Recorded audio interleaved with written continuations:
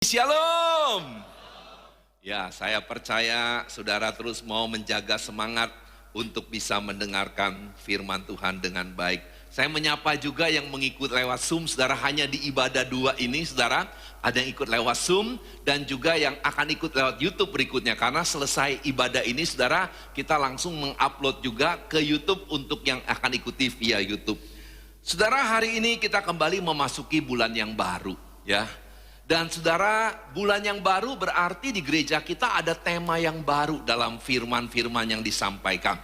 Nah, sebagaimana saudara sudah ketahui, kalau ada yang belum tahu, karena ada teman kita dari Surabaya ya, saudara daripada Awen. Kakak atau adik lupa saya? Adik ya, selamat datang dari Surabaya, boleh nikmati ibadah bersama-sama dengan kita. Nah, saudara, tiap bulan ada tema ya. Tentunya ini tema-tema yang Tuhan bukan pikirkan buat saya. Tapi Tuhan pikirkan buat saudara-saudara semua yang berjemaat di Blessing Community Jelambar ini. Apa yang Tuhan mau pelajari? Dan saudara, bulan ini temanya saya yakin secara akal manusia nggak menyenangkan. Tolong tampilkan. Tema bulan ini adalah Better Understanding of Suffering. Atau saudara bahasa Indonesianya, mengerti lebih baik tentang penderitaan. Saya nggak suka penderitaan. Saya nggak tahu kalau ada manusia yang menikmati penderitaan, saudara. Nggak ada yang kita suka penderitaan. Tapi saudara, kita perlu mengerti lebih baik. Karena saudara, kalau saudara pernah disalah mengerti, saudara pasti pernah merasakan ini, saudara. Saudara maksudnya baik, tapi saudara disalah mengerti. Akhirnya apa, saudara? Saudara dimarahin, dibenci, bahkan mungkin dimusuhin, saudara. Karena orang salah mengerti. Kenapa saya mengatakan begini, saudara? Tuhan Yesus paling sering disalah mengerti dalam hubungan dengan penderitaan. Makanya ada anak Tuhan yang marah sama Tuhan. Makanya anak Tuhan ada yang kecewa sama Tuhan. Bahkan ada anak-anak Tuhan yang tinggalkan Tuhan gara-gara penderitaan. Makanya hari ini kenapa firman Tuhan mau bahas tentang penderitaan. Saya mau angkat 2 hal dulu, saudara, walaupun bukan tema khotbah. Saudara, yang orang sering salah mengerti soal penderitaan. Klik, yang pertama adalah, saudara, ada yang mengatakan begini, penderitaan yang tidak selayaknya dialami itu harusnya nggak ada. Penderitaan yang tidak selayak dialami itu harusnya nggak ada. Tapi ada kata-kata mutiara, saudara, yang mengatakan begini, penderitaan yang tidak selayak dia alami itu memang ada. Dan kalau kita memperingati perjamuan kudus, itu buktinya. Salib Kristus adalah contoh yang terbesar dari hal itu. Kan saudara sudah mengikuti ceritanya. Waktu Yesus disalibkan, Pilatus mengatakan, saya tidak menemukan kesalahan sama orang ini. Orang ini gak mungkin dihukum mati dengan hukum salib, gak mungkin. Tapi karena dia takut, nah kadang-kadang gitulah kita manusia. Takut dengan massa yang mengatakan, salibkan dia, salibkan dia. Akhirnya saudara bilang, saya cuci tangan ya. Kalau orang ini disalibkan, itu bukan gara-gara saya, tetapi karena kalian. Jadi kalau saudara mengatakan penderitaan yang tidak selayaknya itu gak boleh ada, sudah terjadi. Yesus memberikan contoh. Karena kita sering orang Kristen marah sama Tuhan gitu kan. Tuhan, bukan saya dong yang harusnya alami ini. Bukan dia dong, Tuhan, kok dia ngalami kena sakit ini. Kok dia alami masalah ini, tantangan ini. Bukan dia. Tapi ada, saudara. Dan yang kedua, jangan coba mau bisa mengerti sebab dari semua penderitaan. Ada sebuah artikel, nah ini saya dibagikan sama anak saya, tapi saya perlu tampilkan, ini sangat memberkati sekali, saudara. Boleh gak kita baca sama-sama, saudara? Karena banyak orang Kristen kecewa karena apa, saudara? Yuk kita baca sama-sama dalam konteks penderitaan. 2, 3. Upaya memahami sebab dibalik semua penderitaan di bumi ini mustahil bagi manusia. Ada kalanya orang baik mengalami hal buruk, sementara orang jahat mendapatkan hal baik. Itu sebabnya kita tidak boleh berpatokan bahwa semakin rohani seseorang, ia pasti akan selalu semakin diberkati. Saudara boleh baca ayatnya. Kita melihat, dan saudara mungkin menyaksikan, bahkan saudara juga pernah mengalami, kok saya orang baik-baik ditipu, dikerjain. Itulah sebabnya, saudara, kalau kita mau coba nemukan semua sebab, kita akan kecewa. Karena ada saatnya Tuhan akan bilang, itu kedaulatan saya. Saya tidak akan menjawab kenapa itu terjadi. Makanya hari ini tema khotbahnya ya, saudara, semua pengkhotbah akan khotbahkan tema yang sama ya. Jadi makanya saudara pasti ada bagian-bagian yang tapi hari ini secara khusus supaya saudara nggak jadi kecewa. Dan ketika saudara nggak menemukan apa sih sebab penderitaan ini, tapi ada hal yang pasti. Apa tujuan utama penderitaan yang Tuhan izinkan? Mari kita baca sama-sama. 2, 3. Pembentukan adalah tujuan utama penderitaan yang Tuhan izinkan. Yang pasti saudara, ketika Tuhan mengizinkan penderitaan, ada pembentukan. Sayangnya tadi 2 saudara seiman kita yang punya kesaksian di ibadah pagi, saudara ya. Ibu Rosita yang tanpa sebab yang jelas tiba-tiba dikatakan kena tumor ganas. Reni ya, yang juga kena tumor ganas, bahkan kalau dia mengalami proses semuanya, operasi, kemo, sinar. Tapi kalau Reni ini bekas murid saya, saudara. Waktu di SMP itu saya gurunya, saudara. Jadi saya cukup kenal dia, saudara. Tapi kalau dia malah mengalami pembentukan, ya itu memang kesaksiannya, saudara. Setahu saya kesaksian Reni udah pernah diputer ya. Ya sudah pernah diputer, jadi saudara udah pernah dengar bagaimana pembentukan terjadi. Makanya hari ini saudara, yuk kita mengerti.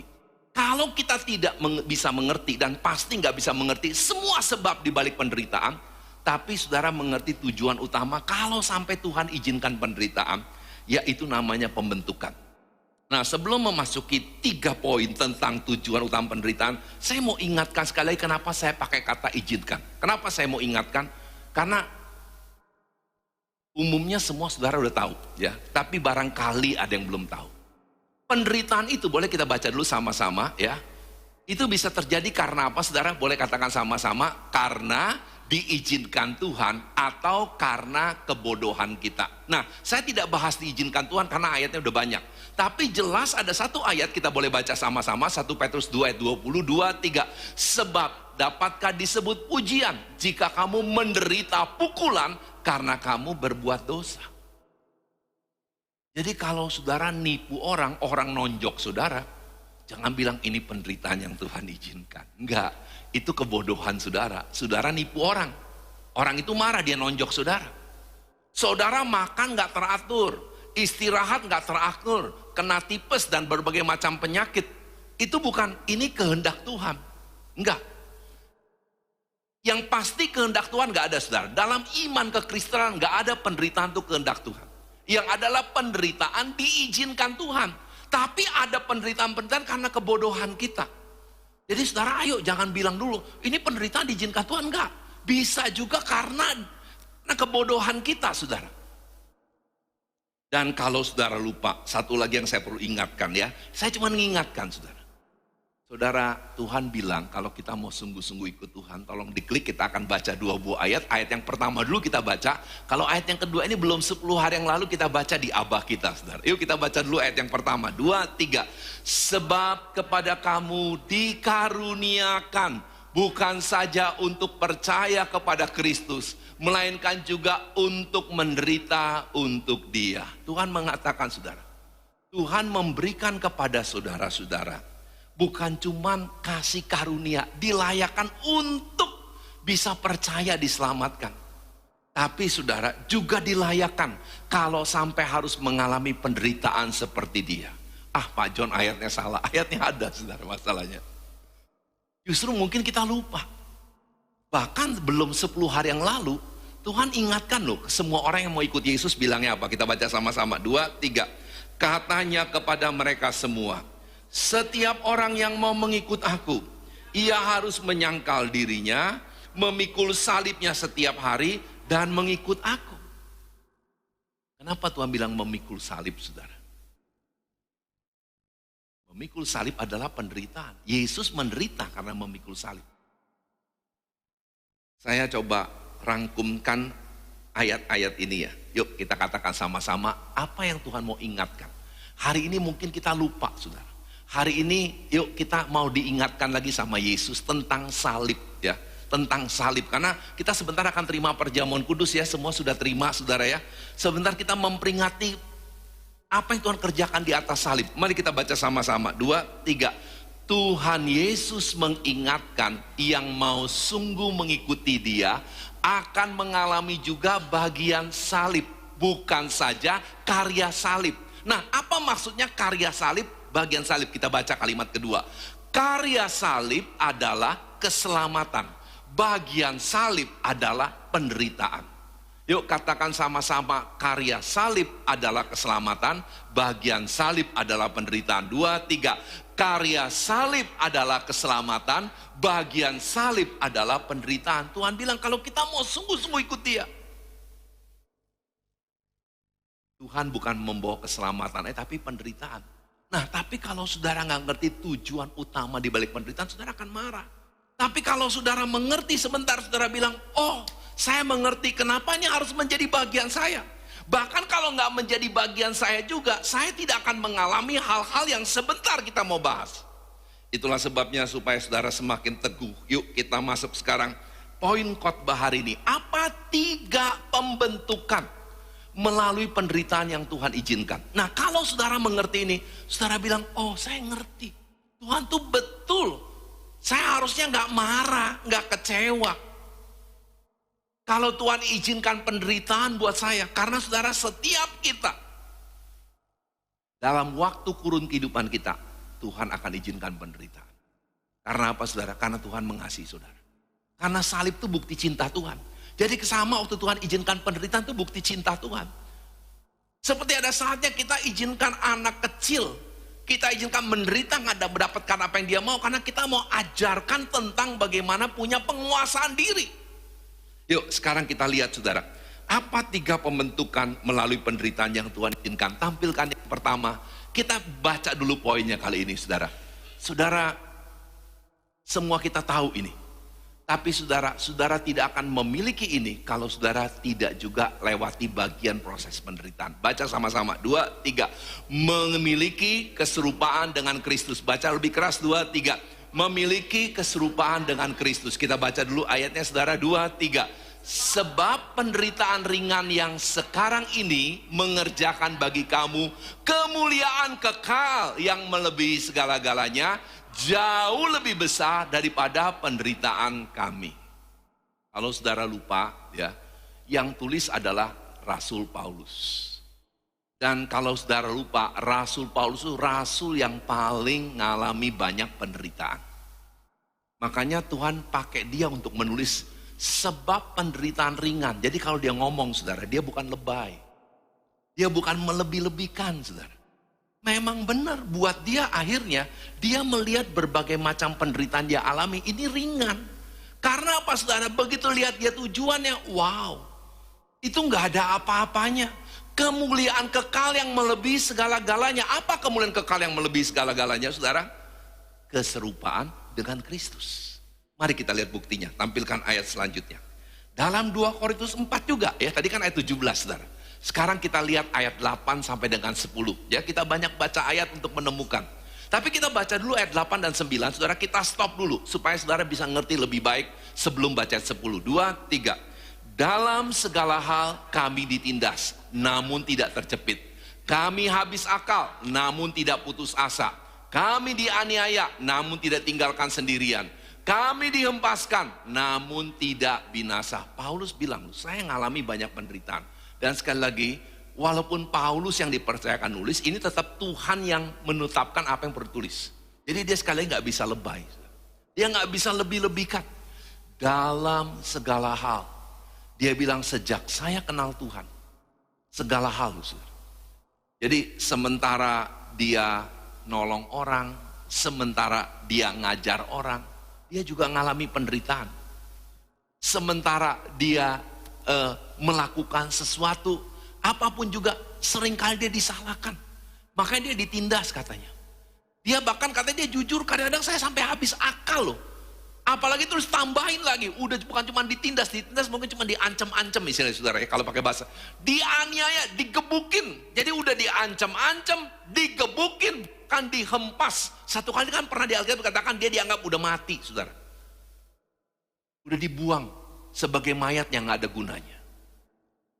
Tapi saudara, Paulus bilang, Setelah saya ngalami semua itu, keserupaan Kristus makin nyata. Kenapa saudara? Baca ayat 10 untuk membuktikan. 2, 3. Kami senantiasa membawa kematian Yesus dalam tubuh kami, supaya kehidupan Yesus juga menjadi nyata dalam tubuh kami. Memang dengan ngalami aniaya, kita seperti ngalami kematian Yesus. Tapi dikatakan akhirnya yang terjadi apa saudara? Orang lihat kehidupan Yesus dalam kehidupan dia. Orang mulai melihat siapa Yesus. Saya udah menyaksikan. Saya yakin saudara udah menyaksikan. Bahkan saudara juga sudah ngalami. Kapan Yesus semakin kelihatan? Kamu tuh kuat loh. Kamu itu betul-betul berdampak loh. Walaupun ada aniaya, penderitaan. Ya lewat penderitaan.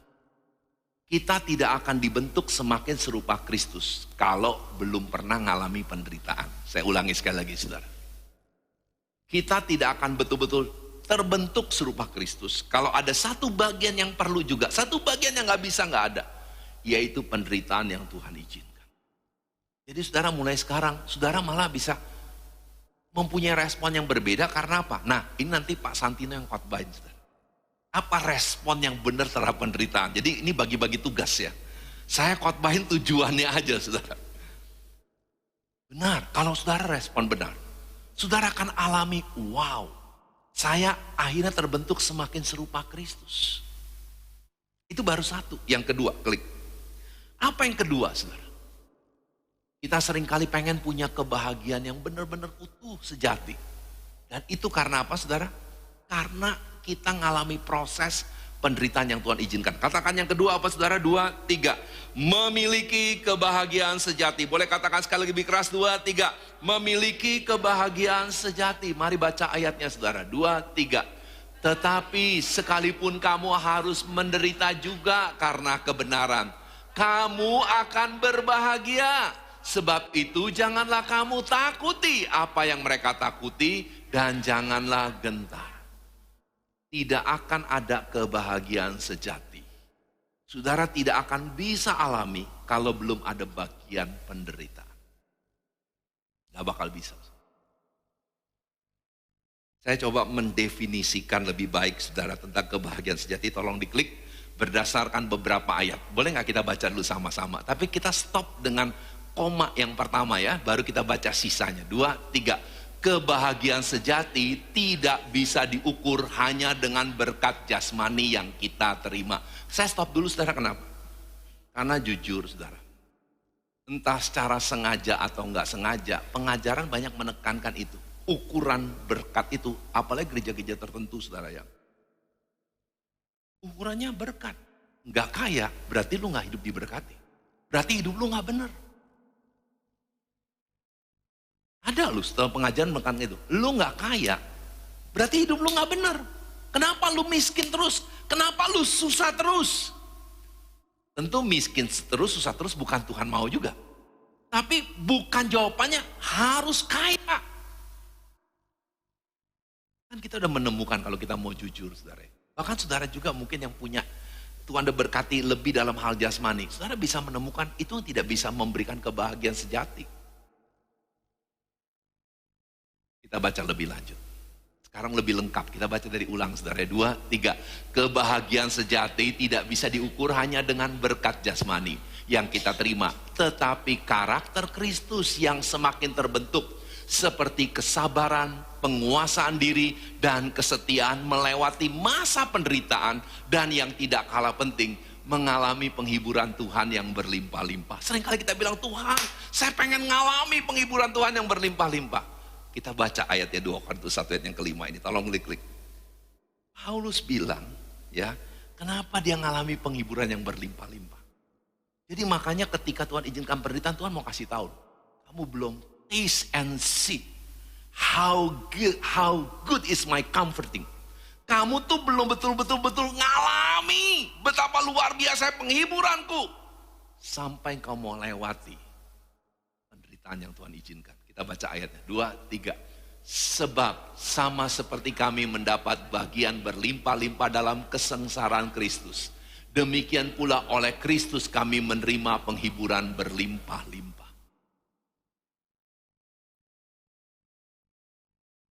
Udah lama saudara, di kedukaan tuh saya berapa kali gak bisa tahan air mata. Tapi saudara mengikuti proses, saudara mungkin pernah kenal pendeta Tulus, dia pernah khotbah di sini saudara pasti. Dan dia lama jadi pengerja juga di Telambar sebelum kita tempatkan sebagai wakil gembala di Gajah Mada saudara.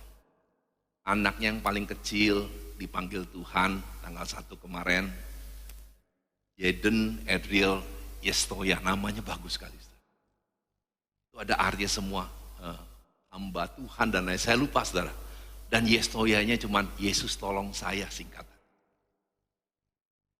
Tapi dengar kesaksian bagaimana Jaden walaupun usia 7 tahun, tapi saudara menjadi berkat buat banyak orang.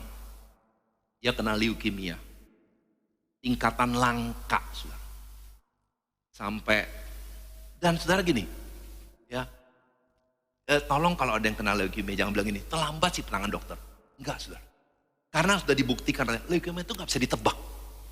Tiba-tiba dalam waktu singkat, tulangnya harusnya normal manusia tuh 8 mili atau kalau gak salah, dia jadi 16 mili.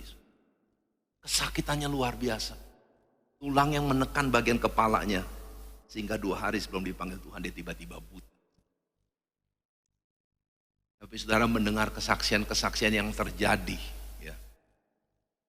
Saya nggak bisa menahan tetesan air mata, tapi saya tahu saudara, itu karena penghiburan Tuhan berlimpah-limpah.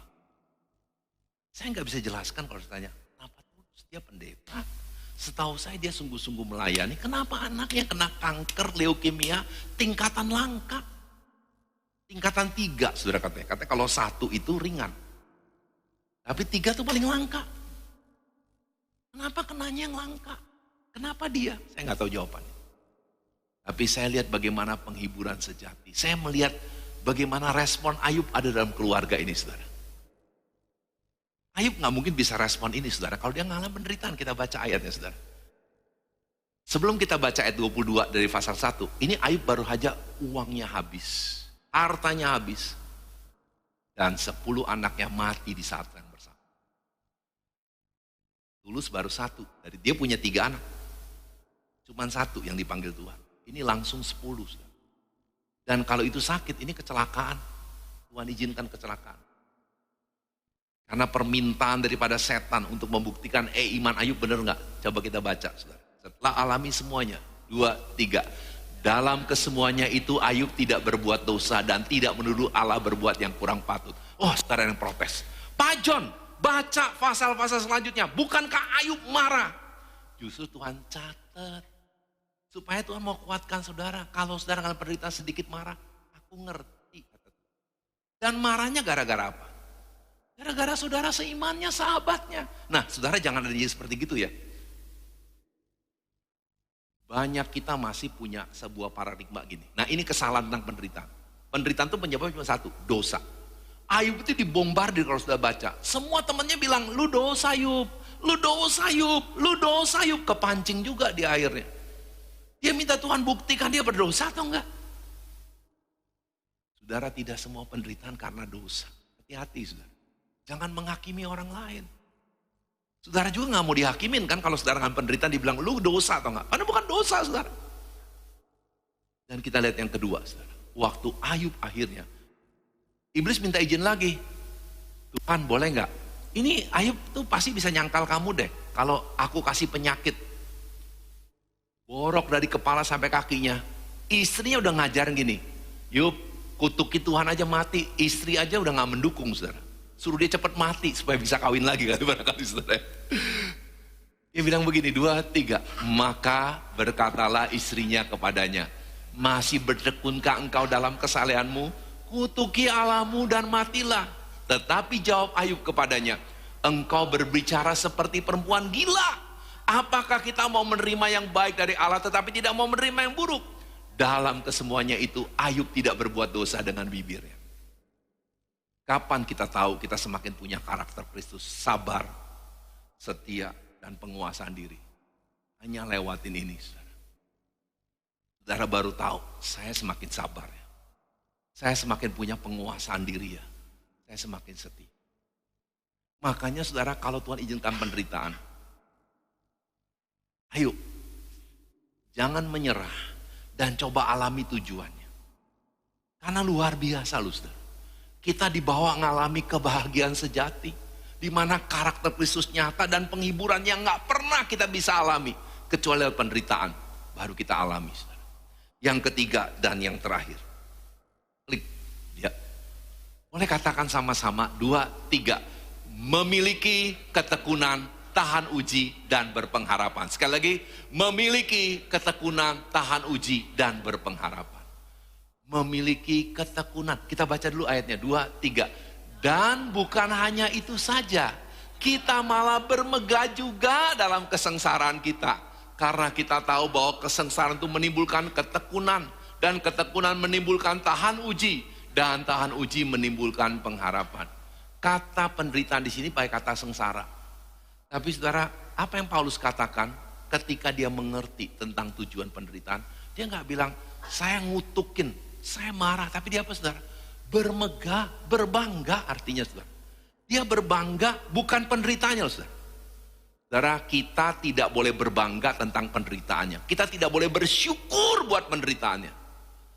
Tapi kita bersyukur buat tujuan Tuhan mengizinkan penderitaan. Yang mengerti katakan amin. Jadi saya nggak pernah ngajarin. Kita nggak boleh bersyukur buat penderitaan. Saya nggak mau menderita.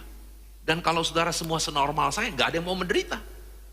Tapi kalau Tuhan izinkan, kita syukuri ada tujuan Tuhan. Kita tidak tahu tekunnya kita. Atau tidak meningkatkan ketekunan, dulu gak suka doa, bahkan gak pernah coba puasa. Tapi lewat ini saudara berpuasa. Saudara semakin tahan uji. Tadi enak ada saksinya saudara Ibu Ros. Bagaimana Ibu Ros? Ya dia tetap bersemangat melayani sekarang dalam usia yang orang bilang semakin usul. Karena mendekati 70 masih aktif mau melayani saudara. Menjadi singer tadi pagi saudara. Dan terus bersemangat untuk ikut apa saja yang dia bisa ikut. Sementara masih ada kekuatan dan kesempatan yang Tuhan percayakan. Yang mengerti katakan amin saudara. Tinggal kita mau gak? Tahan uji. Ya kita gak bisa merubah mungkin. Tapi kita boleh melihat lewat ini ada Tuhan sedang bekerja di tengah. Sebagai penutup saudara. Saudara perhatikan gak tadi? Ada satu hal yang saya robah begitu PowerPoint-nya mau dibentuk. Ini bukan saya yang kerjain, kalau ada yang bilang kok saya kemarin sedikit kehabisan waktu saudara. Karena ada kedukaan dan jujur karena udah lama gak khotbah saudara. Sedikit memerlukan lebih banyak waktu menyiapin lagi saudara. Tapi saudara sebelum akhirnya buat saya robah saudara. 3 poin ini kalau saudara perhatikan ada satu kata yang sama. Ada yang mau coba nebak? Apa satu kata yang sama tadi saudara? Poin 1, poin 2, poin 3, tujuan pembentukan Tuhan. Ada satu kata yang sama. Udah lupa saudara. Ada yang mau coba? Apa saudara? Memiliki. Kan? Memiliki keserupaan dengan Kristus. Memiliki kebahagiaan sejati. Memiliki ketekunan, tahan uji, dan pengharapan. Tadi itu 3-3-nya berbeda saudara. Tapi begitu diedit ulang dan saya rasakan dorongan Roh Kudus. Pakai kata memiliki. Karena memang tujuan utama penderitaan, Tuhan akan membuat saudara menerima yang saudara belum terima. Yang percaya katakan amin. Karena tadi saya katakan saudara, kalau tidak melewati penderitaan, saudara tidak akan mengalami saudara dibentuk serupa Kristus. Tetap saudara nggak progresnya tetap akan ada halang karena itu bagian perlu ada. Tetap saudara nggak ngalami namanya penghiburan yang berlimpah-limpah. Kalau saudara nggak ngalami penderitaan Tuhan izinkan, saudara nggak akan alami itu saudara. Karena Tuhan bilang kan, karena penderitaan yang berlimpah-limpah, kamu ngalami penghiburan yang berlimpah-limpah. Saudara tidak akan seperti namanya Ayub. Bisa sabar, bisa tetap setia, dan bahkan tetap punya penguasaan diri. Kalau nggak lewati penderitaan itu. Saudara nggak jadi buat semakin tekun. Saudara, coba deh perhatikan orang yang meresponi benar. Tapi respon benarnya bukan saya saudara ya. Saya nggak mau lewati bagian orang lain ya. Tugas Tuhan buat orang lain. Tapi saudara, saya nggak pernah lihat orang yang merespon benar.